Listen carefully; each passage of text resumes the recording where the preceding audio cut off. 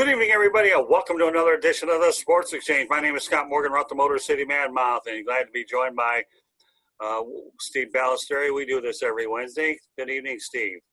Good evening. It's a pleasure to be here, as always, my friend. And we are glad to have Mel Farr Jr. on the broadcast. We have a very unique trio here tonight. Mel, got you a little day earlier than your normal Thursday routine. What's going on, my friend? Not a whole lot. I appreciate you guys having me. I look forward to it today. Yeah, well, I try to keep it real. I try to go ahead and act like a hockey coach and mix up the lines once in a while. And it's one of those situations where, I'm mixing up the lines, and I happen to have a very good tandem here. They could just call me Doc Emmerich instead of Scott Morgan Route tonight. Steve Balestrieri knows the inside joke on that one. Yeah. I feel like I scored with this pairing, so I won't give you the hockey jargon, although maybe he shoots, he scored, maybe a little bit. Yeah. But anyway, Steve, Mel, here we are. So, all right, Steve, take it away. Yeah, Mel, we were talking offline a little bit, but I want to go over a couple of things that we did. I mean, I was a big fan of your dad's growing up. I started really watching the NFL when he was a rookie in '67, and I know we talked a little bit about your father's career. I mean, you got to live some of that. I know you were very young at the time, but, do you have any specific memories of watching your dad play? No, I really don't, to be honest with you. I don't recall going to many games. Back then, I was really young. Mm-hmm. We moved out there. I probably, 67, I would have been one, just approaching one when he got drafted. I was born in '66. And the only memory I have, there's a couple memories I have, kind of being in bad seats at the old Tiger Stadium where a pole would be in the way, where you're seeing the field. But like I was telling, Scott and I talked about this before, and, watching the game when I was younger, and then they obviously remember Detroit had the player that passed away. And that is the one thing I remember like it was yesterday. Yeah, Yep, that happening, and I'll never forget that. That I'll never forget. But I remember, me and my brother would be downstairs, and we'd be watching it or listening to it on the radio or something of that nature, and waiting for my mom and my dad to come back home. I remember when my dad hurt his shoulder and had to have shoulder surgery, and his shoulder was all stitched up. When he was rehabbing his knee, the different things that he was doing when he had his knee was messed up. The big thing they had back then was he had a couple little weights, some little barbells. They didn't do much weightlifting, as we talked. They didn't do much weightlifting back there, but he had a little roller, like a little ab roller or something like that. That's the only thing that he really had, was a little thing. He wanted to keep his abs tight, I guess. But I just remember him trying to coming back from surgery. But as far as the games, the only thing I remember, really remember is when the guy passed away out there, and how somber everyone was. Yeah, that day you're referring to, Chuck Hughes, I would remember, and I was at that particular time, Steve. I was 8 years old, and Dick Butkus was on the field, and he was waving over to the officials that Chuck Hughes lay there motionless. And everybody talks about the rugged nature of Dick Butkus as a player, but you talk about a soft side. Dick Butkus had it there. I know a few people that were at that game, and it's the only game. Chuck Hughes is the only player ever in NFL history to die in the field, and I was there. I had nightmares over it, and it was a really tough experience for sure. I remember watching that. I was a kid at the time. I think I was maybe 8 or 10 years old. And when that game happened, and I remember watching that on television, and nobody could believe it happened. You don't think of NFL players, suffering heart attacks while they're still in their playing years. You just don't. It's never a consideration. At least especially when you're a kid, you think of these guys as indestructible. And but what Mel was saying earlier about the bad seats. When I was a kid going to the first NFL games I saw in the Patriots. Same thing. At that time, they didn't have a home. They were playing in Fenway Park, and be sitting in the bleachers in right field with a pole in the way, and you'd have to lean over your uncle's shoulder to see Right. when, when the opposing team was getting close to the 5-yard line. You Right. couldn't see it from your seat, so you'd have to lean over, in front of your uncle, where he keeps kind of pushing your back. Like, hey, I can't see. Right. Football wasn't that big, I guess, back then. So I mean, most of a lot of the teams had played in baseball stadiums. They Right. stayed with a baseball team, and so yeah, I mean, they weren't really designed to view or to give you the optimum spectator view of a football game. Well, yeah. No, and especially Fenway Park, because it wasn't set up for football at all. I mean, in fact, they put really tall, like high school bleachers in front of the Green Monster, and then they would face them. The teams would go from where the bullpen is in right field down to third base, and then they would fill up left field with like high school bleachers and bring fans in that way. But a lot of where you were sitting, you didn't really have a straight view of the field like you do today in football stadiums. There was times you were kind of sitting at an angle, right? Which is kind of, it's not really set up for it. But when you're a kid, you don't care because it's all new, and you're seeing all the colors. And like back then, we had a black and white television, so I'm really dating myself there. So the first time I saw the Patriots in color was the time I was at the game.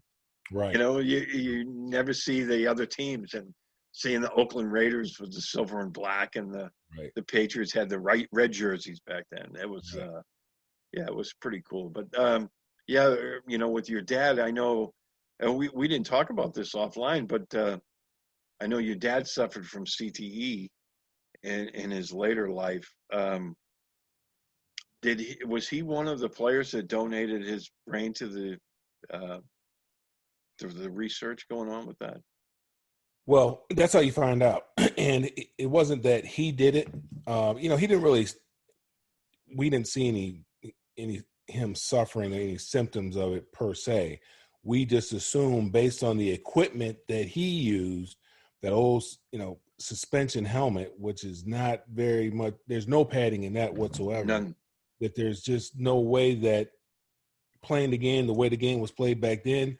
There's no way that anybody who was still living at that particular time, or even now, wouldn't have some form or some level of CTE. So we just assumed that.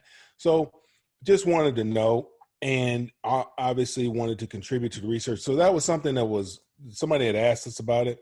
My dad was married to his third wife at that time, and she asked us about it and, what we thought about it. And my brother and I, my brother, myself, and my sister, we were okay with that. So they take the brain and the spinal cord, and then they, examine it, and then they come back and tell you a number of months later, what level of CTE he suffered from.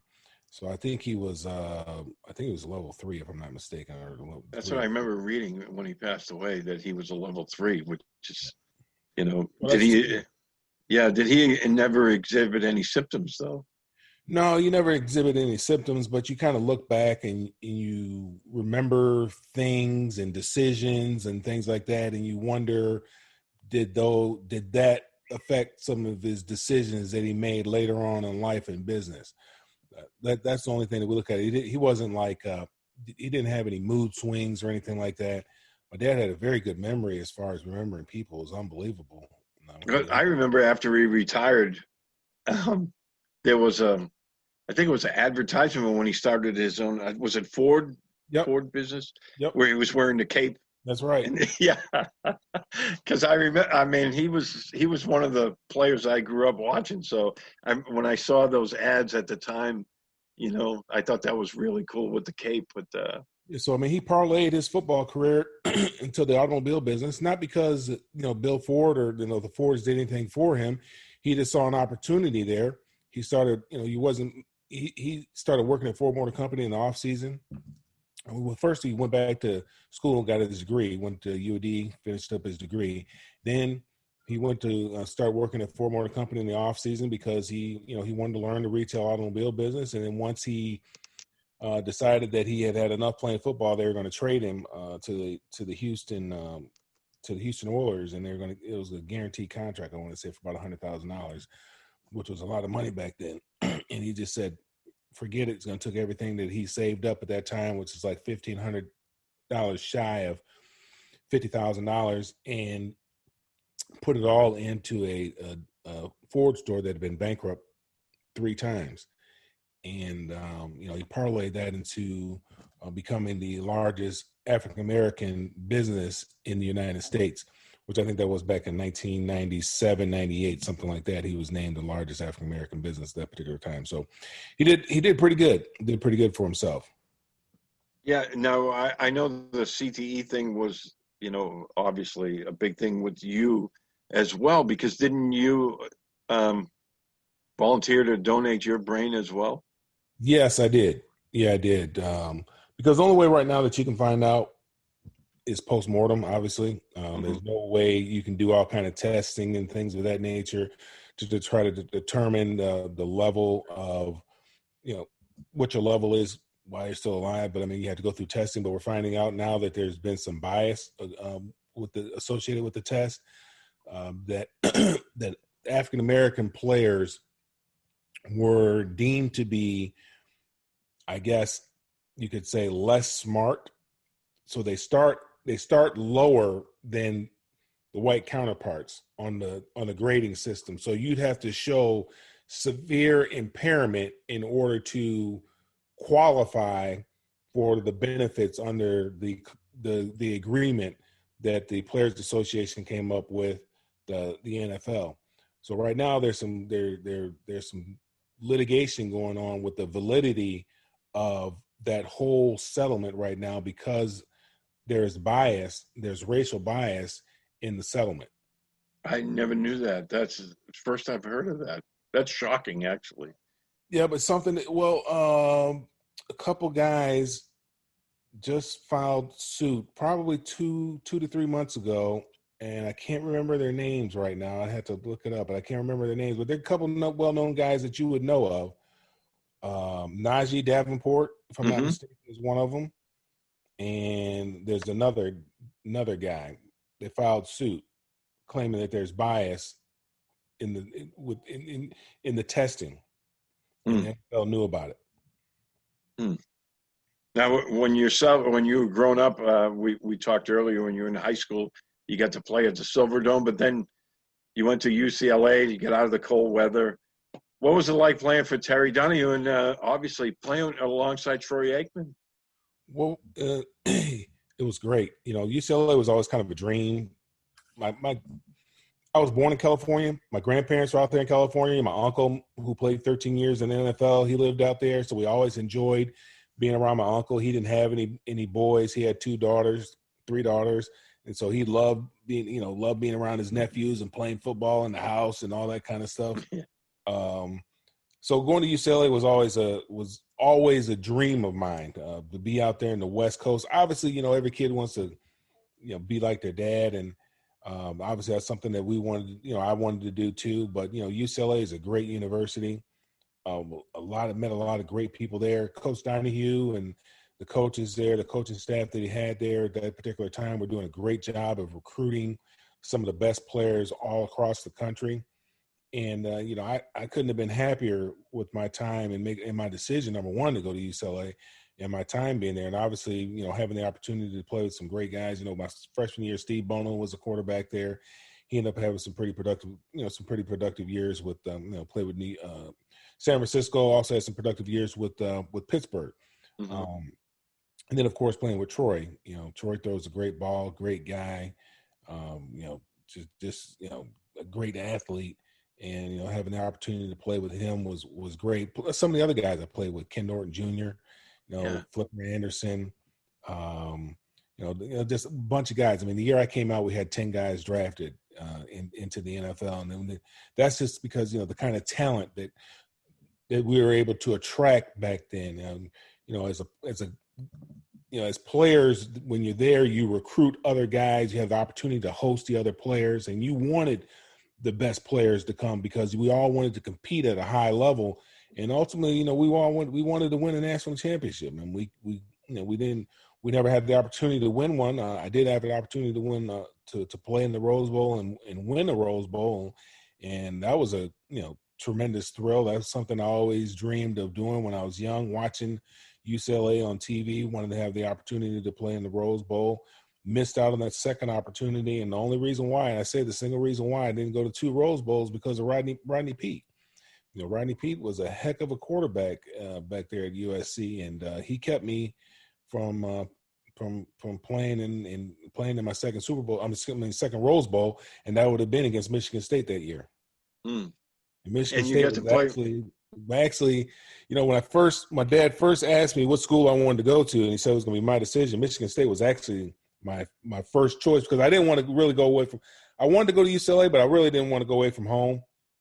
I kind of wanted to watch my brother play his last year, because we're only a year. We're not even a year apart in age, but so I wanted to kind of watch him play his last year, and all the kids and all the big time talent in the inner city of Detroit was going to Michigan State. George Perlis was really recruiting Michigan hard and trying to get the best players there to try to turn that program around, which he ultimately did. He got Lorenzo White to come up there from Florida. And obviously, like I said, by the time I was a senior, he had that program in the Rose Bowl.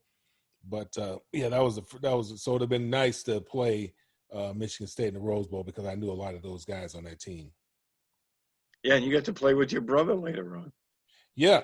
What was that like? I mean, growing up, you must have had some, a little bit of competition amongst brothers. I mean, all brothers do, but. Well, it was no different for me. I've always played with him, whether it was in Little League, junior high, high school, I've always played with him. So it was no big deal. I also had a cousin that came up there. He was from Richmond, California, that came to UCLA too and played with him. So it was kind of a little family affair down there with Farrs at UCLA. But playing with my brother was great. His first choice. My dad wanted him to go to Stanford, but Stanford had recruited him and was recruiting him pretty hard. My brother wanted to go to Arizona State because he liked the coach that was over there at that time. I can't think of his name. Was it Frank Cush? Yeah. Yeah. No, it was Darryl Rogers. Darryl Rogers. Okay. That's right. Yeah, he goes from Michigan State all the way to Arizona State. From Arizona State to the Lions, right? Yeah, well, you know what? Let me give you a little information about Darryl Rogers. I never worked with him, but when Mr. Ford brought him back to the Lions, he got hammered by the media like you wouldn't believe there. Like Darryl thinking, oh, my God, what did I go back into this hornet's nest? Especially the way he left Michigan State the way that he did. So he had a tough time up there. He had a real tough time up That's there. putting it lightly. I mean, let me tell you something, Mel, Steve. I know the Detroit media real well. After all, I'm one of them. Okay. If they know how to devour a coach, they will do it. And Darryl Rogers, to me, got swallowed up by the Great White Sharks, a.k.a. the Detroit media.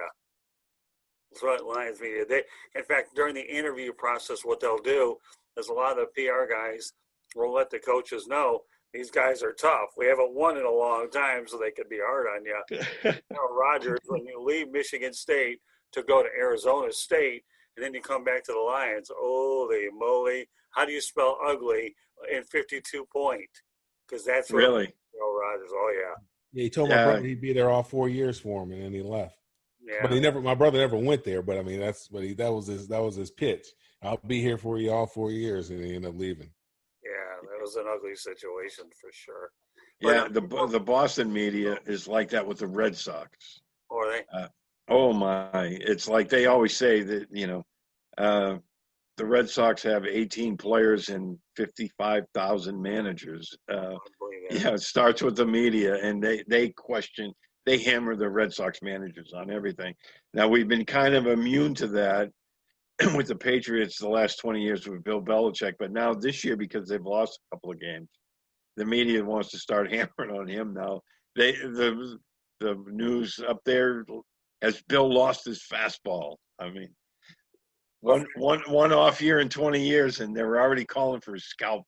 Oh yeah, I mean it's crazy. That's the same thing they did here in Georgia with Mark Richt. I mean, all the guy did was win 10 games a year. I mean, just winning 10 games a year is just not enough. But that's all Mark Richt did is win 10 games a year.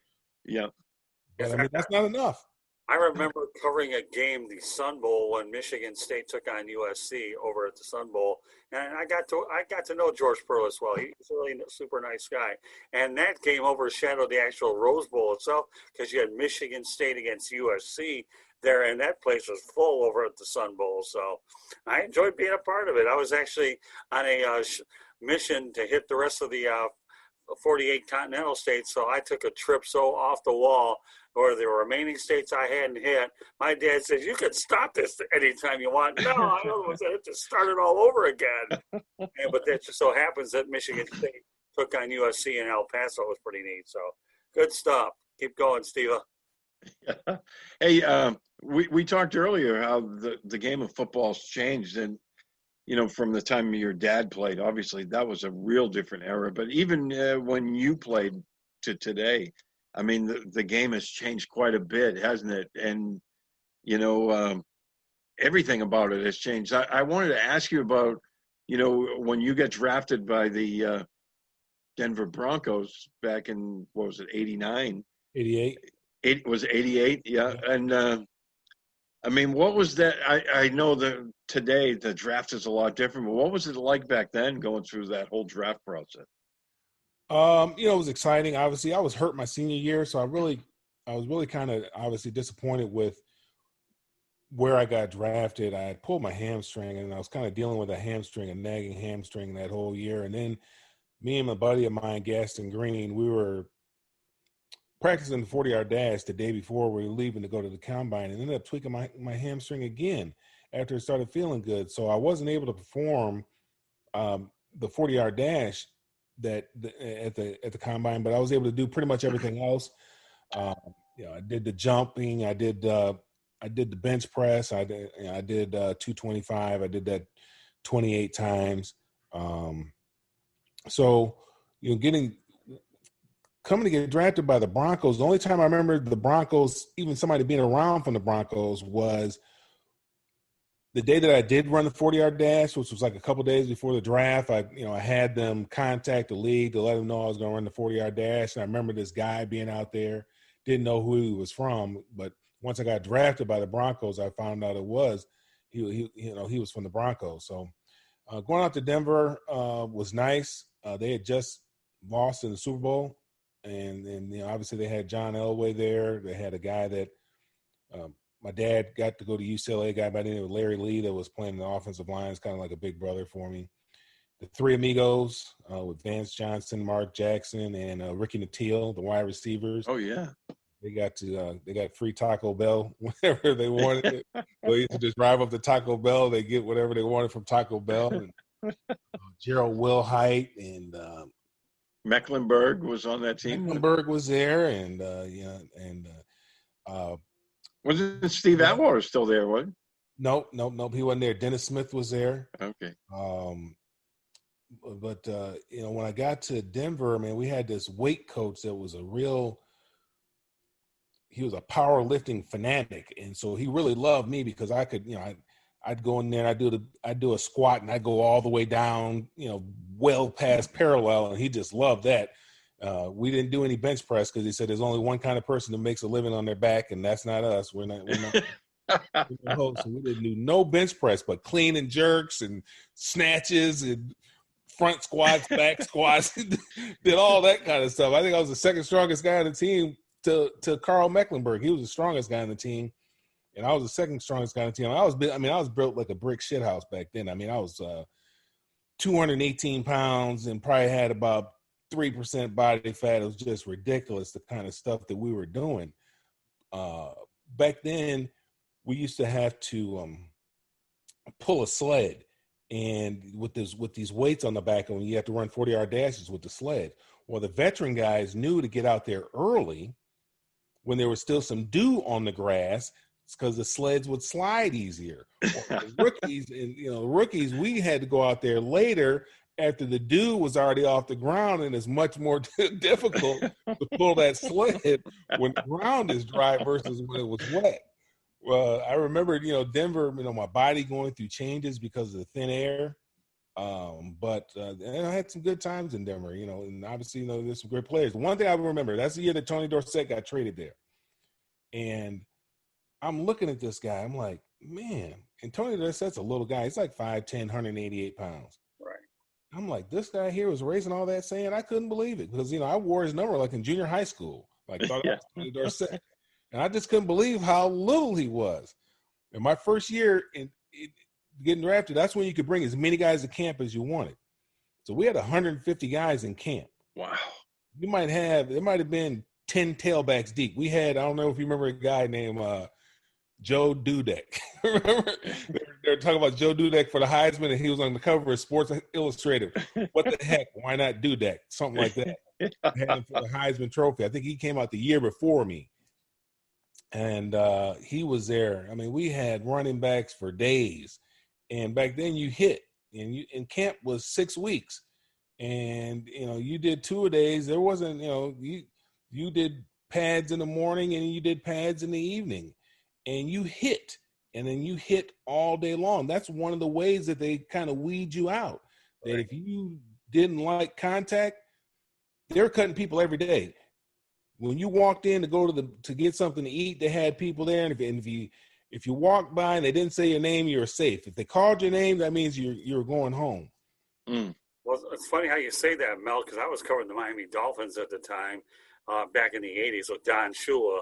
And if you think your training camps were tough, don't worry. They used to call it Camp Shula. You said you worked with John Elway. What was that like working with John Elway at the time? I know John Elway does a tremendous job for the Broncos now in their front office. So if there's anybody who's a better football man that's gone from a player to the administrative side, look for him, because I think John Elway is unbelievable. And I had a chance to cover the Broncos. My first Super Bowl covering was Super Bowl 33 when they beat the Falcons. But John Elway, to me, was just unbelievable. What was your experience like with John Elway, Mel? I mean, it was great. I mean, obviously it was a thrill for me, a kid. I've heard of John Elway, watched him playing at Stanford, then, played against his dad when his dad was coaching over there at Stanford, and then have the opportunity. Jack Elway.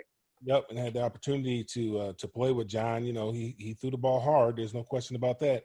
I remember the offense was very complicated. Dan Reeves' offense was very complicated. I was telling you last week, Mike Nolan was like a defensive assistant way back yonder, way back then. Then they had John Elway and there was Gary Kubiak. Those are the quarterbacks. But it was nice. John was a nice guy. Real good guy, very helpful guy. I was really appreciative of my time there. Hate that I, wasn't able to make it on with that team, but that offense was complicated. Dan Reeves' offense was complicated, and that's why I think I was telling you. The coach was trying to explain to me about. He said, "You got to play faster. You got to play faster." And I thought I was playing fast, and I went to the Rams the next year, and Coach Robinson said the same thing. And he said, "Well," and I said, "Well, I am playing." Well, he sat down and broke it down to me. He said, "No, you think you're playing fast. You're playing under control. What I want you to do is I want you to run from this point to that point, and you may not be in the proper hitting as fast as you can, and you may not be in the proper hitting position when you get there, but you keep doing it over and over and over again, you'll get accustomed to playing at that speed, and eventually you'll be in the proper position when you get to the target." And so he broke it down to me and explained it to me. Made sense to me, and that's what I started doing, and that's how I was able to play the game faster. And he made it simple for me. He just didn't tell me. He showed me, where the other coach was just telling me, and I wasn't. I thought I was playing fast. For all I knew, I thought I was playing fast. But we were talking about how the game has changed. It's like two-hand touch now. You can't hit anybody. If you get concussed, you're out of the game. Like I was telling you, in college, I got concussed and I was back in the game.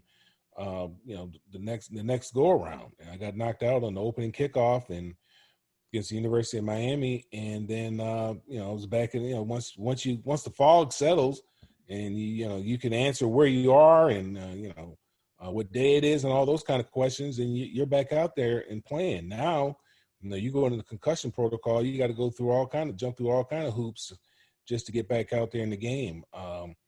Certain hits are not legal. You can't, a defenseless player coming across the middle, you can't really hit nobody up here. I mean, those are kind of shots we'd look for when I was playing. Catch somebody coming across the middle with the hands like this here, and all this here was fair game. But you can't do that kind of stuff anymore. And it's I understand, I understand why you can't do it, because obviously you can hurt somebody pretty. Well, yeah, It you're hurt. talking about targeting is what you're talking about. Nowadays, it's just a much different animal. You hit a helpless receiver, and then you're into tomorrow. It's amazing too, though, when you talk about playing for John Robinson, a guy who obviously was USC, and now you find yourself playing with him for the LA Rams. You can only imagine what it was like when the Rams took on the Trojans there, and Robinson. Well, you wouldn't believe it. We used to call back then. They used to call the Rams the LA the UCLA Rams because we had so many Right. Bruins on the Rams. I mean, we had a bunch of them. There was me. There was Gaston Green. There was Flipper Anderson. There was Duvall Love. There was Rob Cox. There's James Washington. We had 6 guys that that were on the team from UCLA. So he loved UCLA guys. Yeah, well, he was familiar with them. Obviously, you're familiar with Chris Roberts, who I'm going to get you on one of these days, Steve.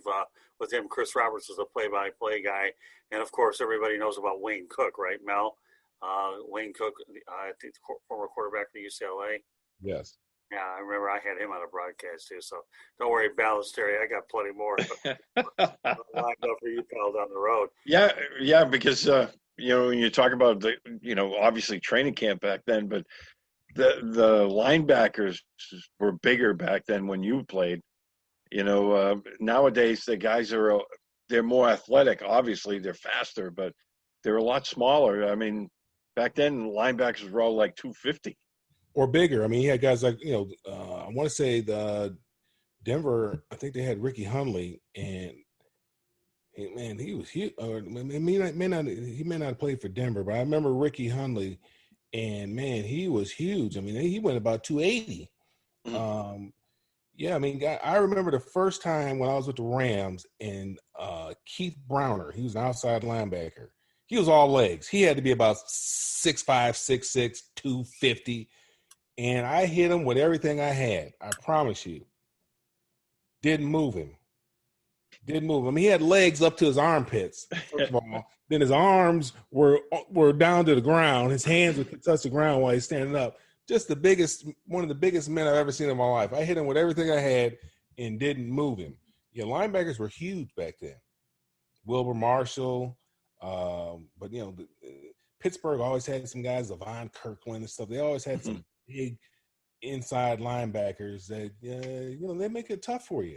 They make it real difficult for you. Now the guys, because of the personnel that you have so much 11 personnel, 12 personnel. You have so many one back sets and multiple wide receivers, whether it's 3 or 4 wide receivers. They've taken a lot of the linebackers out of the game, or the linebackers that are in the game now, they have to be able to run because they got to be able to cover a lot of space. So now they're moving safeties to linebackers now. They're making a guy who's a big safety and they'll convert him to a linebacker. Yeah, you see that more and more in today's game. Yes. They call them dime linebackers now, but it's tough for those guys in the running game because a lot of times they end up facing 300-pound, offensive linemen, and it's really tough for a safety to do that. Absolutely. But, in your era, I mean, and a little before then, there was Earl Campbell who was a running back, and I remember I had lunch with one of the former Patriots from back in the 70s and 80s, Steve Nelson. He's in the Team Hall of Fame now. I was asking him about the toughest running backs he ever faced, and he was like, well, a lot of the guys in the NFC we didn't see very much, so I'm not taking anything away from him. But he says, but I can tell you there was times when I hit Earl Campbell going full speed, and somebody else would hold him up, and I was just going to try to bury him. And it was like hitting a brick wall. Yeah. And he was like, I still have nightmares about Earl running right over me because he was like, that guy was just the toughest guy I have ever seen on a football field. Yeah, without question. I mean, he had a low center of gravity. He's about 5'10", 235 pounds with legs like tree trunks. So, I mean, he was built the perfect running back. And, yeah, I admire Earl. I admire him a lot. I used to love watching him play. He was like a semi-truck just running straight over. I can remember. By the fourth quarter of games, he was just running right over people. One Yep. of the games that stands out for me was when I was watching Earl Campbell playing the Dallas Cowboys, and he was running over the Cowboys like the Cowboys would shoot the Indians. And let me tell you, the way Earl Campbell ran. Yeah, Yeah. He didn't dodge anybody. No, he No. didn't. He just ran you over like a Mack truck is what he was. He's a Mack truck of running backs. I remember that Monday night game where his shirt's all torn to shreds and he's just kept running and running over people. Right. Real football, you know. And when I often get on the NBA because I think it's such a finesse league that I really hate, I often think about the NBA back in the days when the bad boys would play the game and beat the living daylights. Bill Lambier. Well, I mean, you think about it. You think about it, the NFL is going the same way. I mean, it's becoming a scoring league. I mean, just like the NBA, they wanted the 3-point shot. You don't have the guys anymore that, you know, the real good power forwards or the centers that know how to play with the back to the basket. And, you know, they get the ball into the low post like they used to with Adrian Dantley. You knew the ball wasn't coming out because Adrian Dantley, he was going to shoot it. Right. And, you know, they dribble, make a couple moves, and then they're going to take a shot. You know, and they bang it in there. You know, that's how the NFL used to be with the running game.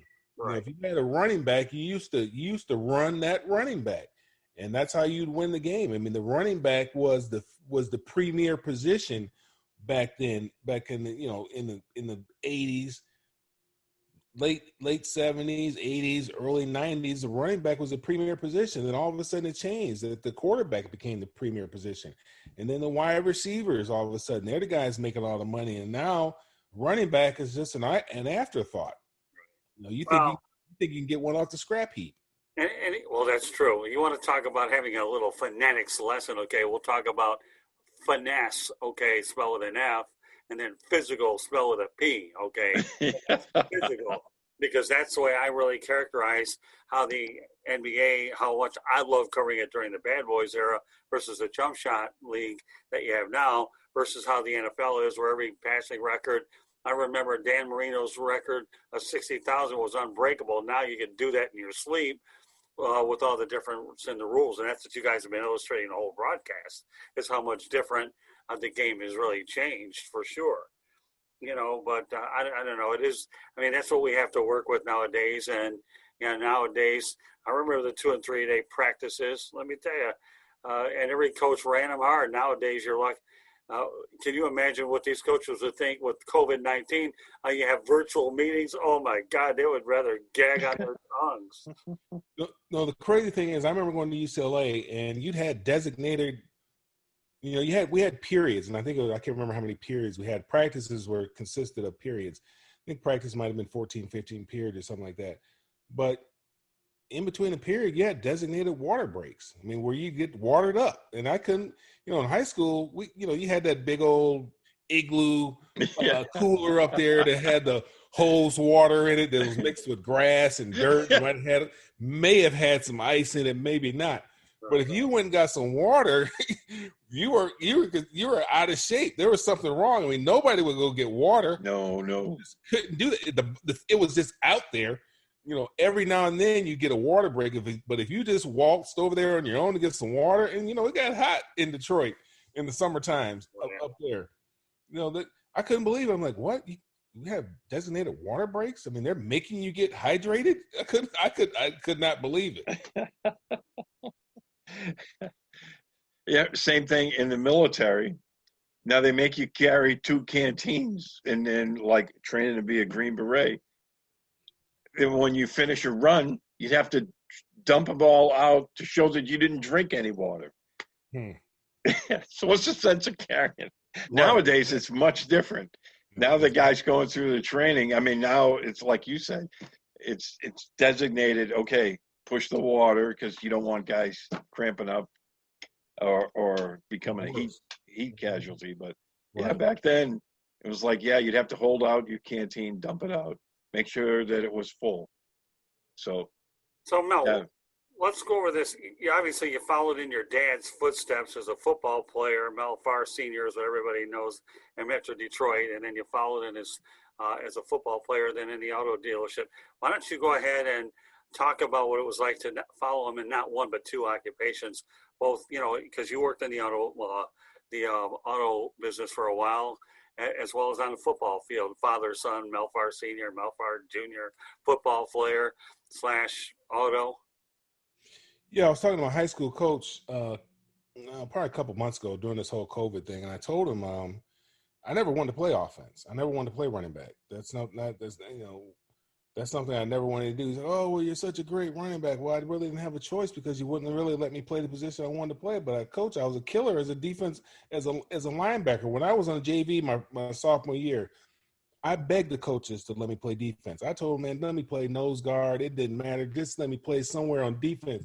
I didn't want to have nothing to do with offense. I never wanted to play offense, never. And, obviously, because of my name, because of the position, because of what my dad did, everybody saw me as a running back. But even when I was in junior high school, I didn't play running back. I was kind of a late bloomer, to be honest with you. We had some guys on the junior high school team that were, they were really good. They were better than I was. They were playing running back. But I wasn't an offensive player really. I was a defensive player. I played linebacker on defense, and I was a stone killer over there. And that's what I wanted to play when I got to high school. But going to a new high school, it was all boys school. Ended up playing running back. It ended up working out for me. Running back was the premier position way back yonder. So it ended up working out for me. And I don't have any. I do have some regrets about it because even when I went to UCLA, I wanted to play defense.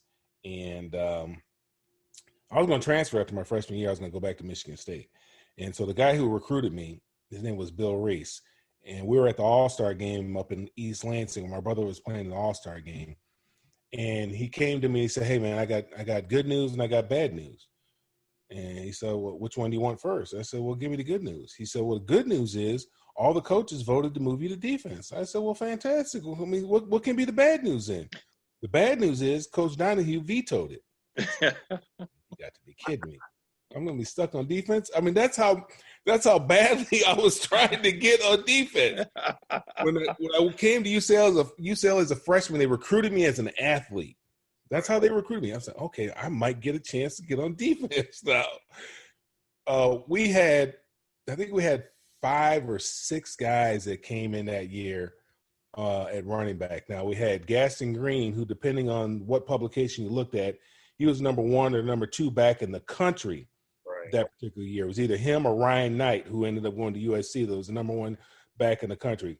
Had the number 1 running back in the state of Michigan, Eric Ball, who also went to UCLA. I was the number 2 running back in the state of Michigan. I went to UCLA. We had a guy named Doug Klein, came from Colorado. He was the number 1 back from Colorado. We had another guy from, his name was Danny. I can't think of Danny's last name, but he came from Huntington Beach. He was a running back. And then we had Ken Norton Jr., who was a single wing quarterback in high school. He was supposed to be a running back. He was coming to UCLA as a running back. Oh, but really? Yeah. Ken never got a chance to get in the 2-point stance at UCLA because they immediately moved him to linebacker. And he was about to transfer. I mean, he didn't practice for about 2 weeks because he was about to transfer to USC because he wanted to play running back. His dad was up there all the time, man. I mean, they had to really talk Ken into playing running back. Obviously, that worked out well for him. So I'm trying to get to running back. I'm trying. So I'm trying to get to linebacker. So my second year, instead of all the coaches voted for me to go, but Coach Donahue vetoed it. So the other guy that came in, Doug Klein, that came in from Colorado, he got to go play defense. I said, man, so I was stuck playing offense. So I had to, not only did I play the same game that he played, but I played the same position. And at UCLA, I did wear the same number. I wore number 22. He wore number 22. So I wore the same number. I had an opportunity to get number 2, but I just went ahead and, it was pretty good, worked out pretty well for my dad. So I went ahead and took that number as well.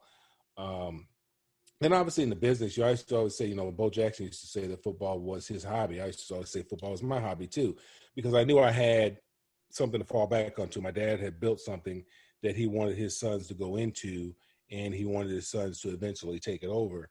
So I knew I always had that opportunity. So I always said that football was a hobby. But no, I actually, I truly enjoyed football. I would have done it for free, but although it was great to get paid, but I would have done it for free. You know who you remind me of, Mel? During the mid '80s, I was covering the Miami Hurricanes. You remind me of Alonzo Highsmith, and I'll tell you why you remind me of him. Because they had him on defense, and they moved him to running back, and I don't have to tell you what kind of a career Alonzo Highsmith had. I know what kind of career he had. I mean, I got an opportunity to play against Miami, University of Miami, Right. Freshman year, and I followed his career. Yeah. I know what he did at the combine, and I know where he got drafted. And I was trying to emulate those numbers so that I could get drafted, the same way that he did. Yeah, but they converted him to running back during training camp is what they did. And, once they found out he was pretty good at it, then the rest is history. Yeah. I mean, I knew where he got. I mean, he was the number one draft. He got drafted in the first round. And I think he ran a 4.7, I believe it was, or something like that, 4.6 or something. I can't remember, but very familiar with Highsmith and Mel Bratton and those guys at Miami. They just come out to UCLA and work out with us, and they knew that the Bruins were for real. I got an opportunity to play in my freshman year. That was right after they won the national championship. I think Bernie Kosar was a quarterback. Mel Bratton. Alonzo Highsmith, downtown Eddie Brown, the big Jerome Brown. We played all those guys my freshman year. So they knew the Bruins were for real. I covered the Hurricanes at the time. Howard Schnellenberger and Jimmy Johnson were there. I was mainly during Schnellenberger, and they had that one big shootout. I remember. Jimmy Johnson was there. Yeah, and then Howard played in the Fiesta Bowl my freshman year in 1985. Yeah, they turned that program around. Go ahead, Steve. That was. Didn't Miami have Bernie Kosar back then? Yeah, it was Bernie Kosar. Yeah, he was a quarterback then. Wow. Yeah, he won the national championship with Howard Schnellenberger then. Johnson took over. But go ahead, Steve. I know you talked about Marvin Gaye. You want to ask? Yes, I wanted to ask you about I don't know if you could fill us in on – I know your dad and Len Barney sang with Marvin Gaye on what's going on, the background vocals. I always – was curious how this all came about. I think did they all know each other beforehand? Well, yeah. I mean, the Lim tells a story. He knew that Marvin was living in the Palmer Park district or something like that, and he went over there, and he was actually late for practice, I think it was. He tells a story because he wanted to go meet Marvin Gaye, and then obviously, Lim and my dad were very tight. They always say, Lim spelled backwards is Mel, Mel spelled backwards is Lim.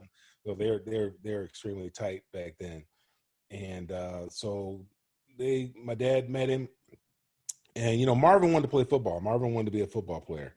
And, oh, really? Yep. So the deal was that, and I don't know how, probably drinking and some alcohol and some whatever else, that came up with the idea that if he would let them sing the song if he got a tryout with the Lions, and so that's how that whole thing came about with them singing the background on that, and it went gold, and we had the gold record, and that was always kind of neat, and being able to be around somebody like that who was talented once, because he was exiled for a little while, then he came back for he was exiled for taxes, and he came back and did that sexual healing tour, and I remember the house, and very few people do I get their autographs, because I was kind of used to being around folks, but there was very few people that I would get their autographs.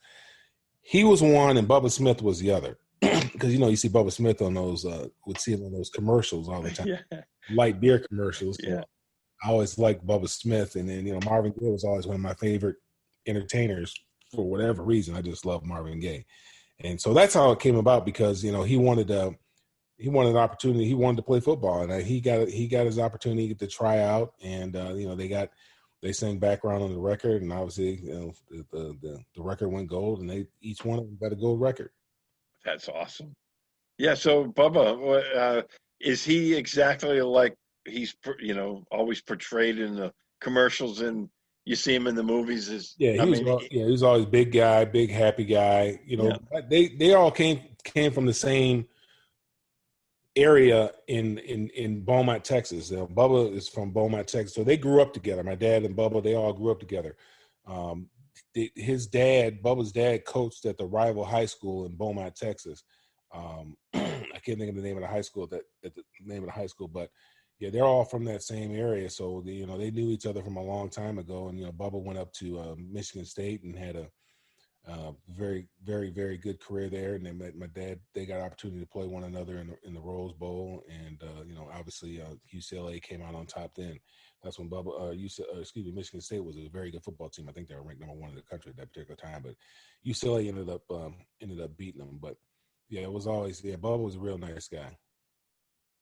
Amazingly enough, Mel, you talk about Bubba Smith on Monday night on the Sports Exchange. George Eichler and I are going to have a guy by the name of Tom Shanahan on. I don't know if you've ever heard of Tom Shanahan, but he wrote a book on the Ray of Light. So I'll talk about Jimmy Ray and Duffy Doherty. So that'll be on our broadcast on Monday night with George Eichler and I. Just thought I'd throw that in there. Since we're talking about Ray, he was a quarterback of that team, wasn't he, back then? Jimmy Ray, yeah, I believe he was, yeah.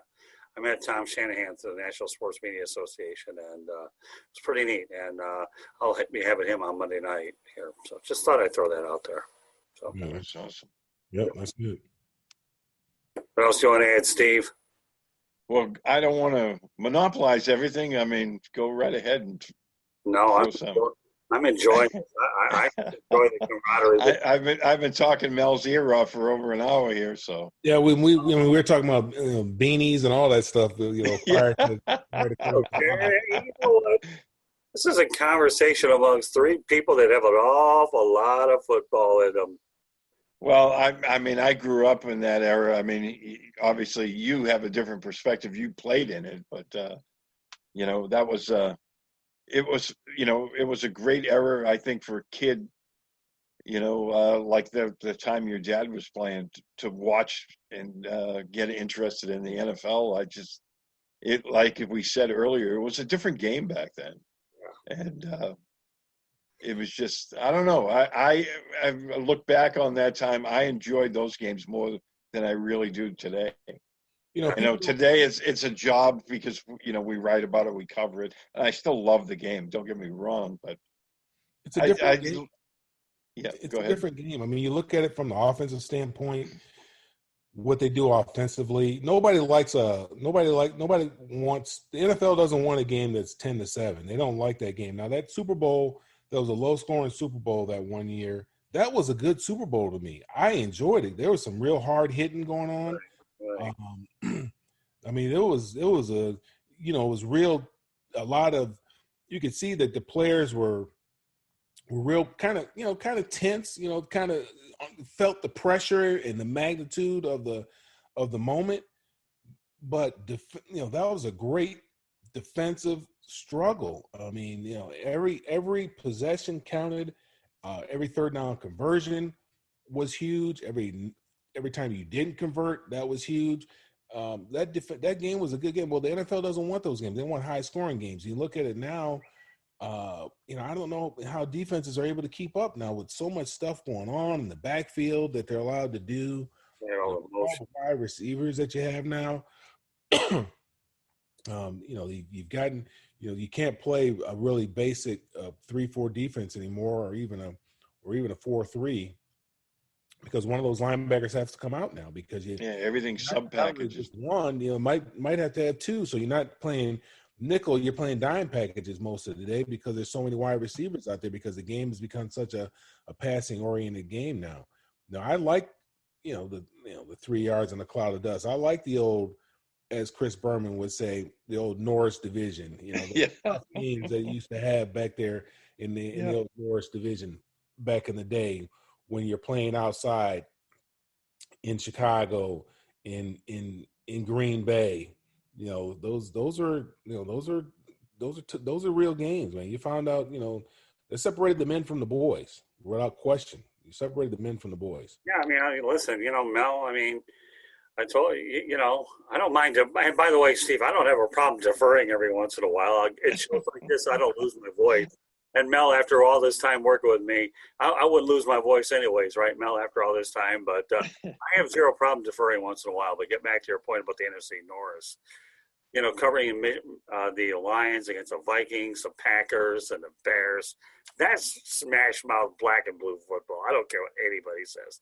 You could take all these rivalries you have on every division, but when you talk about the history amongst those four teams, especially the Lions, the Bears, and the Packers, the Ray Nitschke's out there, that to me is what football is all about. Okay, and I don't care. I mean, the Dallas Cowboys were once upon a time called the Dallas Texans, okay, until they ended up moving to Kansas City Chiefs. This USF Bull here does know a thing or two about the pigskin back in the day. But no, I'm with you all the way. I mean, I love football the hard-nosed way where you had to have a good running attack to balance out the passing. Nowadays, like you said, Mel, and you're right on target, that running backs are an afterthought compared to the way it used to be. The fullback is, they don't even use the fullback anymore. But, you think about it. I mean, you really look back at the evolution of the game. The fullback actually was a featured back. You look at Franco Harris, he was a fullback. He was a fullback at Penn State. He was a fullback at Pittsburgh. My dad was a fullback with the Detroit Lions. The halfback, they didn't have the I formation. They had I guess it wasn't necessarily a pro set, but you had the fullback behind the center, and then the halfback would either be to the left or to the right. And those are kind of the formations that you had back then. But the fullback, Franco Harris was a fullback. He was a big guy, 6'2", 230, something like that. Jim Brown was a fullback. He wasn't running. He wasn't an I-back. He wasn't. He was a fullback. So now they've gotten rid of the fullback. There is no fullback anymore. That guy's gone. He changed into more of a blocking back. Tom Rathman was a very good fullback who catch the ball out of the backfield. Larry Centers was a fullback who catch the ball out of the backfield. Moose Johnson was a fullback who, blocking back, also catch the ball out of the backfield. Well, they gotten rid of that guy. That guy. Sam Gash. Corey Schlesinger is another guy. I remember watching Barry Sanders. I don't remember the guy's name, but they had a couple of fullbacks that got the 1 or 2 yard touchdowns. Barry never cared.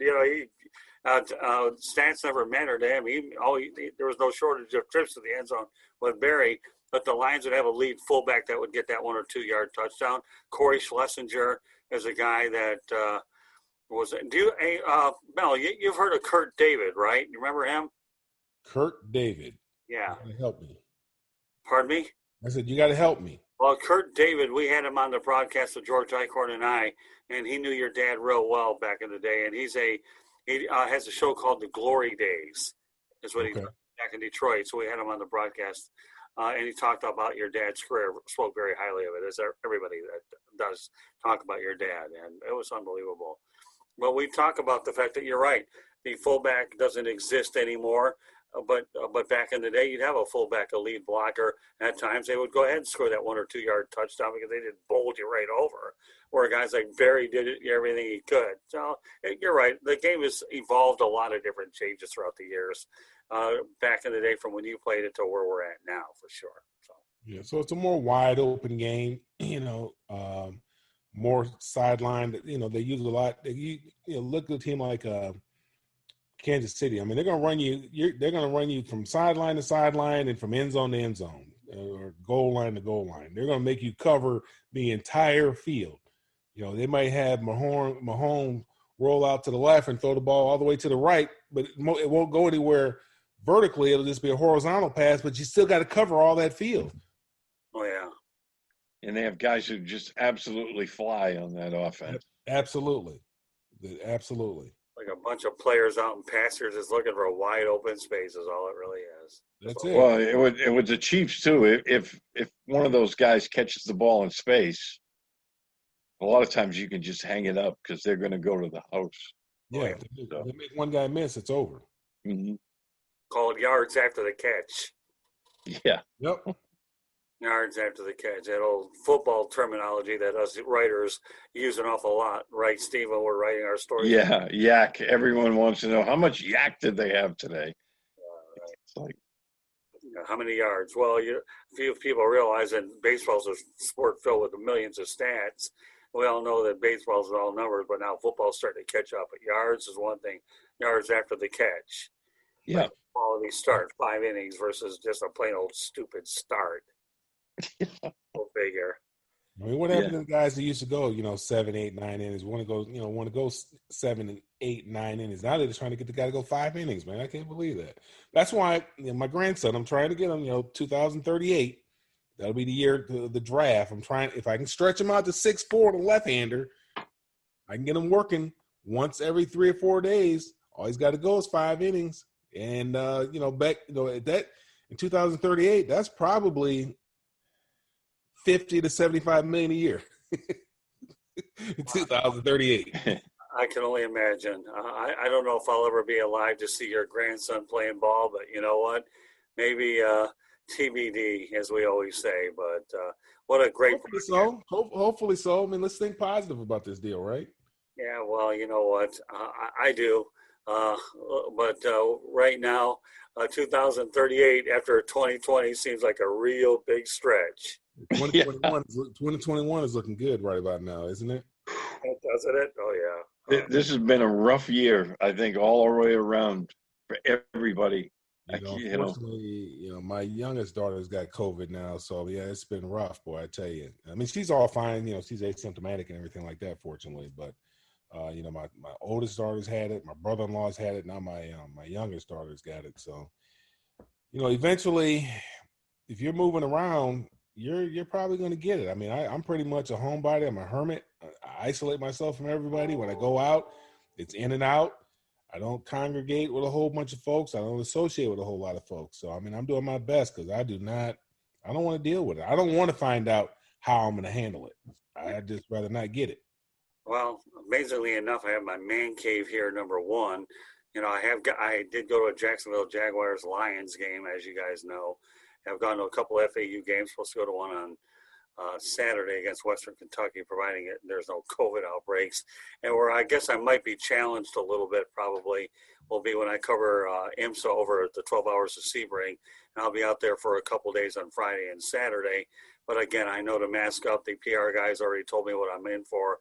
And I'll try to just stay very minimal, do what I've got to do, and then get back. Because for me, it's inevitable. I'm headed back to Detroit in the next couple of weeks. Whether it's for Thanksgiving or other reasons, which I'm not thinking about, but I know I'll be on the road at some point. So, but yeah, it's something you got to be careful of nowadays. So, Mel, as I joke around with you, when you think about 2038, 2021 is just around the corner. Well, it's 2038. It'll be here in no time too. And all roads to Detroit lead through I-75. You know what, Steve? If you ever get up there, Mel's got to take you over to the Big Chicken. Had to give the Big Chicken a reference. Go ahead and give him a play-by-play on that one, Mel. All it is a Kentucky Fried Chicken with a big chicken. It's a landmark here. Big chicken that when they say the Big Chicken, it's just the building has a big chicken with rolling eyes and a beak that opens and all that other kind of stuff. Once you see it, you're like, oh, okay, I understand what they're saying. A big chicken, but it's just a Kentucky Fried Chicken. Yeah, that's awesome. Yeah, I've never been to Detroit. I've been to Michigan, but never to Detroit. Well, this is Atlanta. The Big Chicken's in Atlanta. Oh, it's in Atlanta. Mm-hmm. Oh, okay. Well, I've been to Atlanta. I've never seen the Big Chicken though. I've been down there a couple of times. Yeah, well, that's where Candy and I met Mel when we went to Atlanta about what was it, last December? I think it was, Mel. Yep. We ended up, so Big Chickens. Yeah, I think it was right before I went on my cruise. Yep. Exactly. So we were cruising up the road. You were cruising somewhere else, and we made our way to the Big Chicken. And meanwhile, we're cruising to a great broadcast here tonight. My name is Scott Morganroth, Motor City Madmouth. Glad to be joined by Steve Balestrieri. We do this every week, and Steve is going to be the new co-host of The Real and the Rare. We'll probably be doing our first Real and the Rare actually on Veterans Day as we get ready to prep that show. We're going to have a Veterans Day theme there. Mel Farr has been doing this with me for the last couple of years.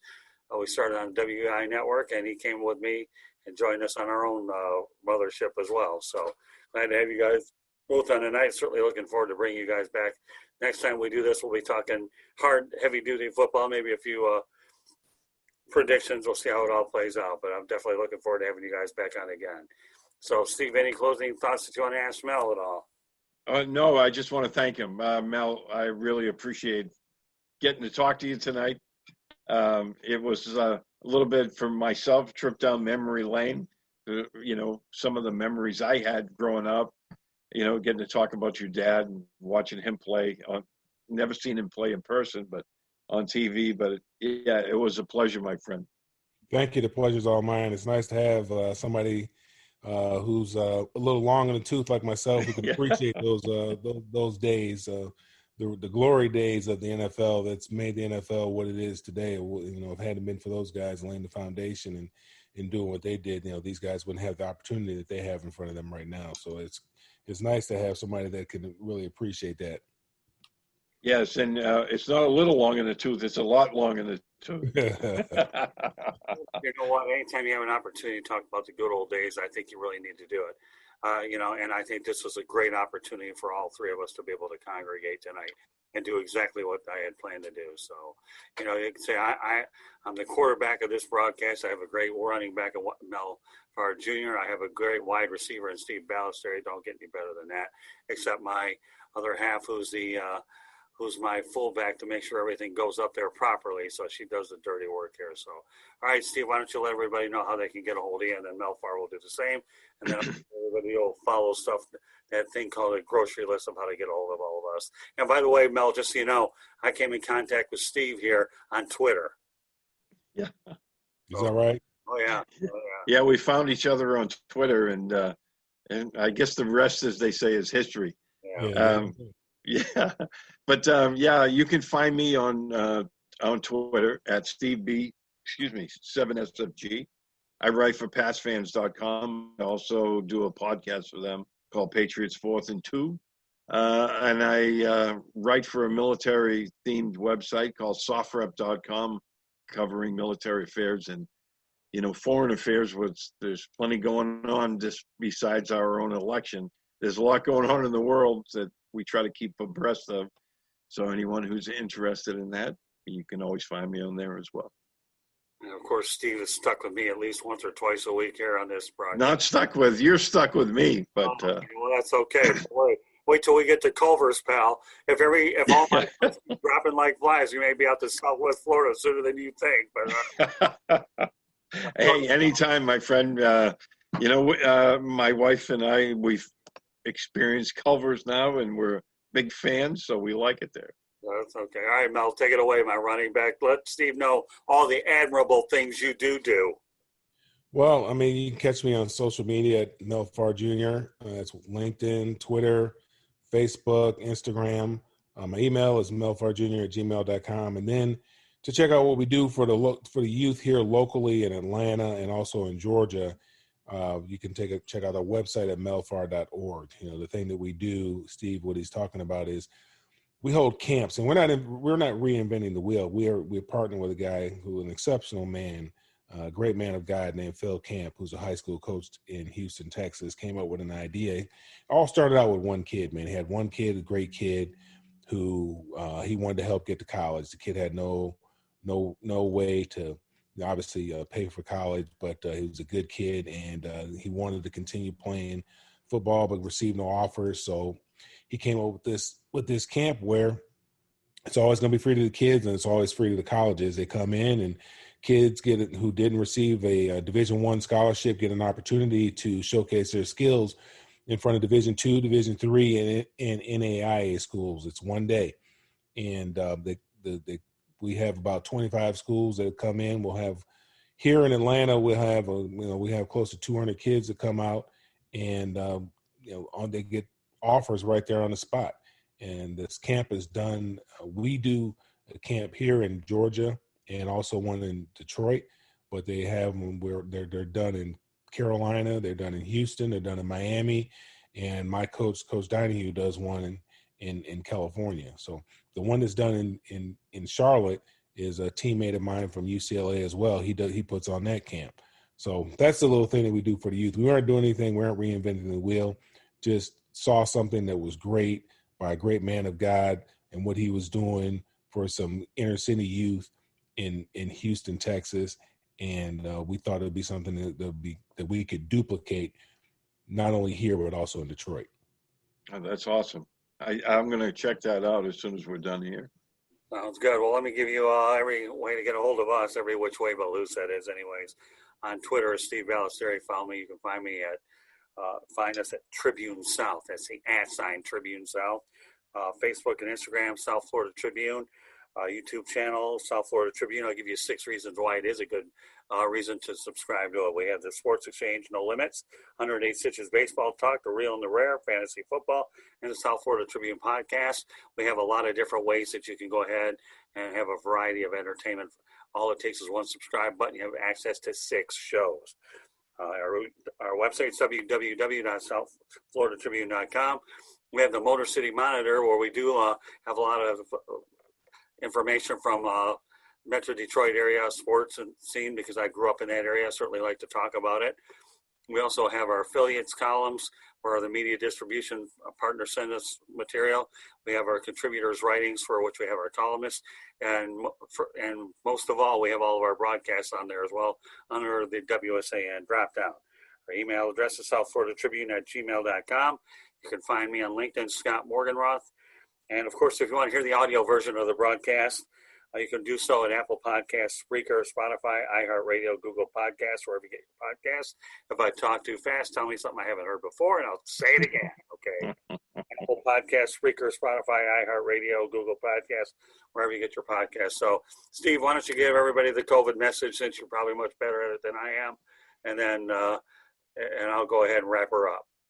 Well, when it comes to this COVID stuff, I mean, everyone really wants it to be over. We all do. We all want to get back to normal. I don't like wearing a mask outside the house, but we have to do it. And if you don't have to go out, like Mel mentioned earlier, stay home. Stay home unless you have to go somewhere. But besides that, take care of yourselves. Take care of each other. Life's too short.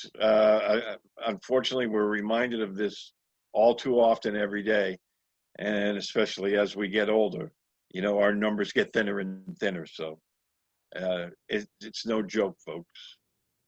Well, with that said, I couldn't have said any better. That's why I usually defer to people that say it better than me. But with that said, on behalf of Steve Balestrieri and Mel Farr Jr., my name is Scott Morganroth, the Motor City Man. Mel, thank you for joining us on this edition of the Sports Exchange. Mel Farr and I get to do it again tomorrow, and Steve Balestrieri and I, we got some work to do next week to not only work on the Sports Exchange platform, but as I just mentioned before, Steve Balestrieri and I are going to be doing some pretty good things with the Real and the Rare. So, all right, guys, great to have you both on at the same time, and I look forward to having you guys again in the not-so-distant future. So once again, folks, have yourself a great weekend, and we'll catch you the next time. Good night, everybody. Good night.